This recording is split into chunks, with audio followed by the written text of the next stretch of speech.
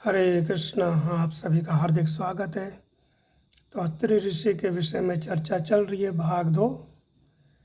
अत्रि ऋषि का जो जन्म है ये ब्रह्मा जी के नेत्रों से हुआ। और अत्रि का अर्थ होता है जीवन भर उत्साह या विजय प्राप्त करना। कि जिन्होंने अपनी इंद्रियों में विजय प्राप्त कर ली हो वह है अत्रि ऋषि। और अत्रि ऋषि के विषय में यहाँ पर एक अत्रि ऋषि ने बताया है।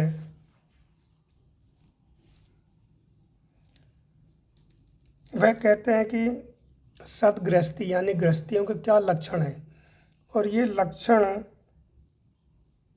बताया है। अनसूया, शौच, मंगल, अनायास, अस्पृहा, दम, दान तथा दया। ये 8 ऐसे गुण हैं जिसका नित्य प्रति विशेष करके सभी गृहस्थियों को पालन करना चाहिए। और इनकी 2 पुस्तक हैं धर्मशास्त्र के विषय में। इसमें बता रहा है कि एक अत्रि स्मृति और अत्रि संहिता नाम के 2 धर्मशास्त्र इन्होंने लिखे हैं। ये प्रजापति का अर्थ होता है जो सृष्टि का निर्माण करे, जिसने वंश पैदा किया और जिसके वंश में आगे जा कर के इस सृष्टि का निर्माण हुआ। जैसे दक्ष हैं तो दक्ष भी वंश बढ़ाते रहते हैं, वैसे ही अत्रि ऋषि थे। तो वो कहते हैं कि अगर हम ये 8 नियम करें, विशेष करके भक्ति करें। अत्रि ऋषि जी कहते हैं अत्रि संहिता में 42 श्लोक में, स गच्छन्ति परम स्थानम जायते नेह वे पुनः। अगर ये 8 नियमों का हम अच्छे ढंग से पालन करें और ठाकुर जी का भी चिंतन करें तो फिर हमें भौतिक संसार में दोबारा नहीं आना पड़ेगा। वह कहते हैं पुण्य करना चाहिए और दान करना चाहिए, जप आदि करना चाहिए। जप मतलब भगवान का भजन करना चाहिए।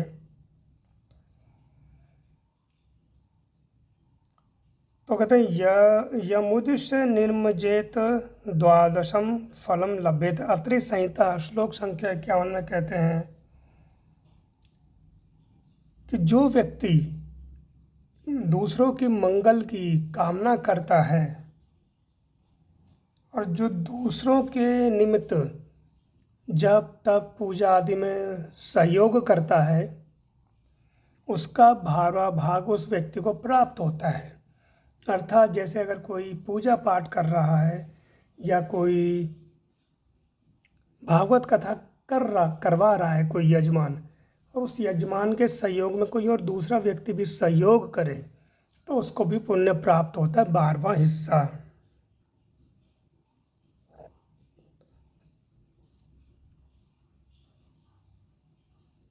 तो वो कहते हैं कि अगर हम भगवान की भक्ति करेंगे, भगवान का चिंतन करेंगे, जप करेंगे तो इष्टेन लभ्यते स्वर्गे पूर्ते मोक्षो विधीयते।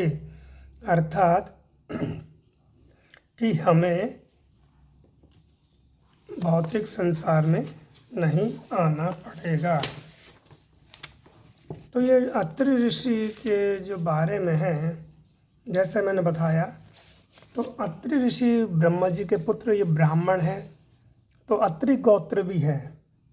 इनको आत्रेय ब्राह्मण कहा जाता है। इनके वंशावली में जो ब्राह्मण आ रहे हैं अत्रि ऋषि के विषय में, जैसे राजस्थान, उत्तर प्रदेश, मध्य प्रदेश, नेपाल में इनका गोत्र पाया जाता है।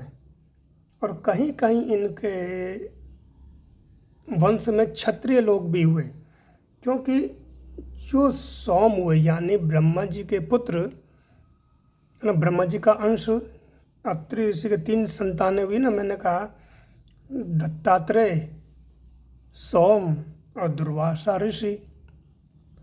तो ये सोम है इनके ही आगे जा कर के वंश में आप अगर शास्त्र पढ़ें तो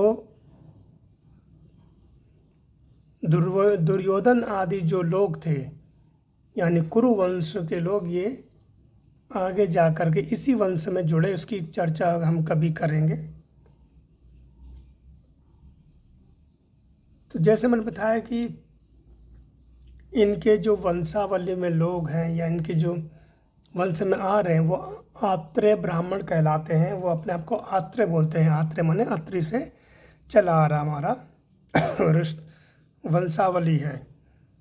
और राजपूत, जाट, यादव और महाराष्ट्र में सोमवंशी क्षत्रिय भी इन्हीं के वंशज हैं।